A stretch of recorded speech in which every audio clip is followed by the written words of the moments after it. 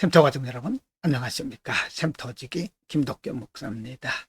오늘은 요한계시록 12장 1절부터 17절까지고요. 오늘 본문에서는 앞으로 일어나게 될 환란기죠. 환란기에 일어나게 될 교회의 활동과 그리고 교회와 성도들을 핍박하고 박해하는 악한 사단의 무리들의 활동에 대한 말씀을 하고 있습니다. 12장 1절부터 9절입니다. 1절, 하늘에 큰 이적이 보이니 해를 입은 한 여자가 있는데 그 발 아래는 달이 있고 그 머리에는 12별의 면류관을 썼더라. 2절, 이 여자가 아이를 베어 해산하게 되매 아파서 애써 부르짖더라.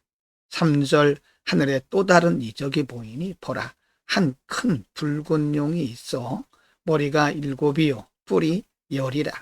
그 여러 머리에 7 면류관이 있는데 4절입니다. 그 꼬리가 하늘별 3분의 1을 끌어다가 땅에 던지더라. 용이 해산하려는 여자 앞에서 그가 해산하면 그 아이를 삼키고자 하더니 5절, 여자가 아들을 낳은 이는 장차 철장으로 만국을 다스릴 남자라. 그 아이를 하나님 앞과 그 보좌 앞으로 올려가더라. 6절, 그 여자가 광야로 도망하며 거기서 1260일 동안 저를 양육하기 위하여 하나님의 예비하신 곳이 있더라. 7절, 하늘에 전쟁이 있으니 미가엘과 그의 사자들이 용으로 더불어 싸울세 용과 그의 사자들도 싸우나 8절, 이기지 못하여 다시 하늘에서 저희의 있을 곳을 얻지 못한지라. 9절입니다. 큰 용이 내어 쫓기니 옛뱀 곧 마귀라고도 하고 사단이라고도 하는 온 천하를 꿰는 자라. 땅으로 내어 쫓기니 그의 사자들도 저와 함께 내어 쫓기니라.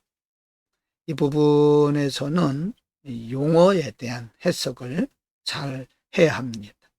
해를 입은 여자는 교회고요. 그 여자가 낳은 아들은 그리스도입니다. 그리고 그 아들과 해를 입은 여자를 핍박하는 그 세력, 악한 세력, 붉은 용이라고 그랬죠. 9절에서는 그의 졸개들, 그의 군사들이 있다 그랬는데 9절에 보면 큰 용이 내어 쫓기니 옛뱀, 곧 마귀라고도 하고 사단이라고도 하는 온 천하를 꿰는 자라라고 말씀합니다. 무저갱으로부터 올라온 그 붉은 용, 그래서 한때는 하나님께서 정하신 기간이죠. 1260일 동안 교회를 핍박하고 복음 전하는 것을 방해하는 악한 역사를 말하지만 반드시 1절에서 말씀한 것처럼 영원한 그리스도의 교회가 이기게 되는 겁니다. 우리는 이것을 영적 전쟁이라고 말을 합니다. 이 땅에 큰 전쟁인데 물론 보이는 전쟁도 있지만 이와 같이 복음을 방해하는 악한 세력들과 복음을 강하게 전하는 교회, 그리스도의 군사들과의 전쟁이라고 보면 되겠습니다. 12장 10절부터 17절입니다.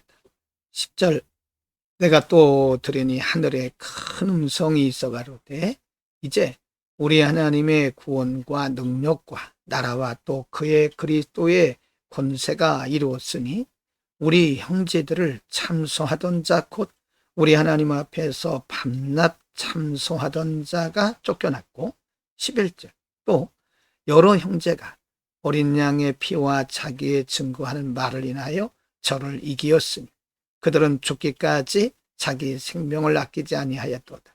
12절, 그러므로 하늘과 그 가운데 거하는 자들은 즐거워하라.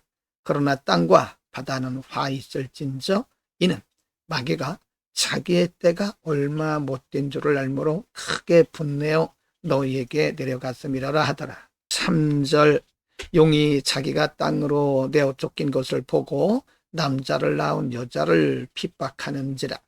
14절 그 여자가 큰 목소리에 두 날개를 받아 광야 자기 곳으로 날아가 거기서 그 뱀의 낯을 피하여 한 때와 두 때와 반 때를 양육받으며.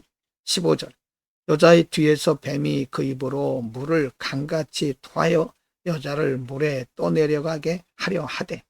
16절 땅이 여자를 도와 그 입을 벌려 용의 입에서 토한 강물을 삼키니. 17절입니다.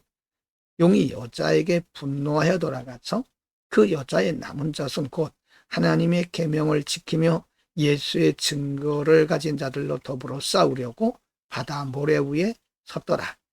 강력한 무기처럼 지금 붉은 용과 그를 따르는 졸개들이 교회를 핍박하는, 그리고 여자가 낳은 아들 그리스도와 또 17절에 보면 여자의 남은 자손 곧 하나님의 계명을 지키며 예수의 증거를 가진 자들로 더불어 싸운다라고 말씀합니다.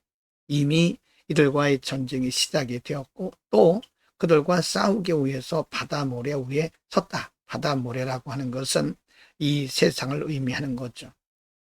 지구촌 곳곳에 있는 교회들이 붉은 용과 그의 사자들, 즉 마귀의 졸개들, 마귀의 사자들을 통해서 많은 어려움과 핍박과 고난을 받게 될 것을 의미합니다.